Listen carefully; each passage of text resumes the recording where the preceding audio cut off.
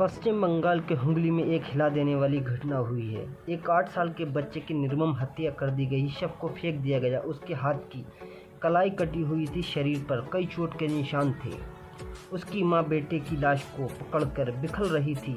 हर कोई सिसक रहा था। बच्चे की खामोशी और मां की चीखें सुन रहा था। हर किसी को रोने पर मजबूर कर रही थी। हर कोई मासूम बच्चे की बहरहमी की हत्या पर अफसोस कर रहा था। हत्या करने वालों को कोस रहे थे। मां को दिलासा देने के लिए सुबह से शाम तक घर पर लोगों की भीड़ जमा रही। घटना के 4 दिन बाद जो खुलासा हुआ उसने हर किसी को चौंका दिया था। सामने आया कि मां ने ही बच्चे की हत्या की थी और 4 दिनों तक पुलिस को बरगलाने के लिए वह खुद रोने और दुखी होने का नाटक करती रही। ये मां इंसानियत की दुश्मन निकलती है, इसीलिए उसने अपने बेटे की हत्या की। उसने दूसरी महिला के साथ संबंध बनाते देख लिया था। मामला हुगली के जिले के किन्नौर इलाके का है, जहां बीते शुक्रवार पुलिस को 8 साल के नहांगू शर्मा की लाश मिली थी। पुलिस ने 4 दिन बाद बच्चे की मां को शांता वर्मा और उसकी लेस्बियन पार्टनर इशरत परवीन को गिरफ्तार कर लिया गया था।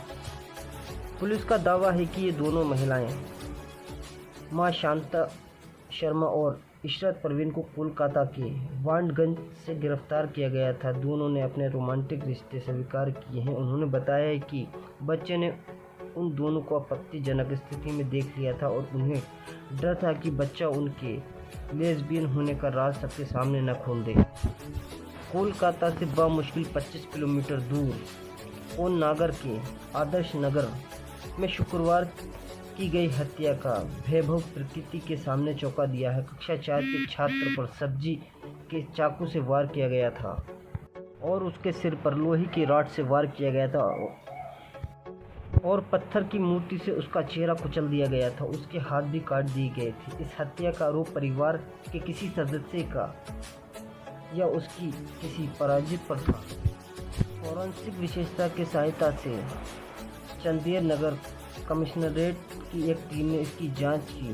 पूर्व कन्हईपुर पंचायत प्रधान अच्छलाल यादव ने पुलिस को सीसीटीवी फुटेज सौंपे। फुटेज का विश्लेषण करने के लिए पुलिस ने नहांगू शर्मा के पिता पंकज और माता शांता को पूछताछ के लिए बुलाया। पुलिस ने दावा किया है कि शांता ने लगातार पूछताछ के बाद खुलासा किया है और इशरत एक भावनात्मक यौन संबंध में शामिल थी। शुक्रवार को स्नागाशु ने उन्हें एक अंतर्गत स्थिति में देख लिया था, इसीलिए उन्होंने उसको मार दिया।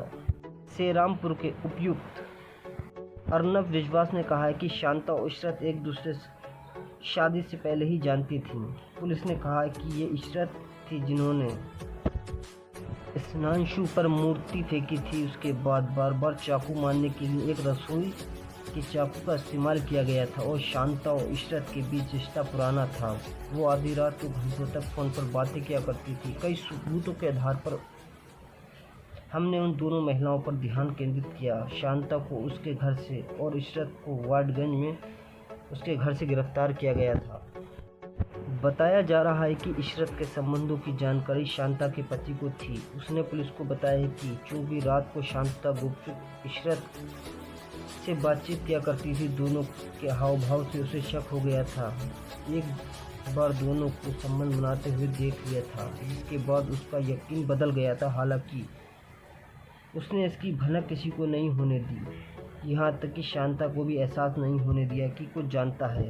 उसने ये सब इसलिए किया क्योंकि उसने अपने बच्चों को भविष्य की चिंता थी। इसके अलावा वह समाज और रिश्तेदारों में शांता की बदनामी नहीं होनी चाहती था। इसीलिए शांता और इशरत ने बेटे की हत्या की।